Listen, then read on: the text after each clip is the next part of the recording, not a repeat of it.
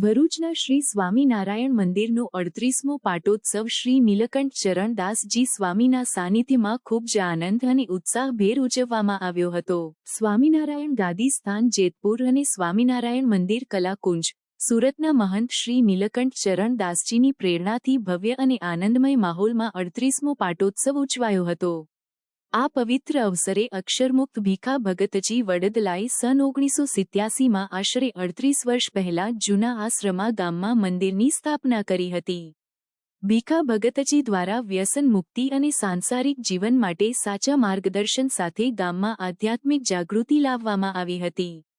આજના દિવસે આશ્રમા ગામ આધ્યાત્મિક અને ધાર્મિક ક્ષેત્રે ખૂબ જ અગ્રેસર ગણાય છે, જેનો શ્રેય ભીખા ભગતજીના ઉપદેશોને જ જાય છે. આ પાટોત્સવના અવસરે ગામના તમામ હરિભક્તો એકત્રિત થયા હતા. નવા આશ્રમા, જૂના આશ્રમા, નવા ઓભા, જૂના ઓભા, સુનેવ કલા, સુનેવ ખુર્દ, પરવત, સિસોદરા અને સુરત જિલ્લામાં આવેલા વડદલા, તાતી, હરિધામ, મોરા, કોબા, શેરડી, તરાદ સહિતના ગામોના ભક્તો મોટી સંખ્યામાં ઉમટી પડ્યા હતા. સ્વામીજીની પવિત્ર વાણી અને ઉપદેશનો લાભ લઈ ભક્તજનો આત્મિક શાંતિ અને આનંદ અનુભવી રહ્યા હતા. કાર્યક્રમના અંતે ભવ્ય મહાપ્રસાદ યોજાયો હતો, જેમાં ભક્તોએ ભક્તિભાવથી પ્રસાદનો સ્વાદ માણ્યો અને જીવનની ધન્યતા અનુભવી. આ પાટોત્સવના આયોજનમાં સ્નેહ, ભક્તિ અને પરમાત્મા પ્રત્યેની શ્રદ્ધાનો સુંદર સમન્વય જોવા મળ્યો હતો. પરમ પૂજ્ય ભીખા ભગતજીને ભક્તજનો દ્વારા કોટી કોટી પ્રણામ કરવામાં આવ્યા અને તેઓના આશીર્વાદથી સમગ્ર ગામે આધ્યાત્મિક શાંતિ અનુભવવી છે તેવી પ્રાર્થના કરવામાં આવી.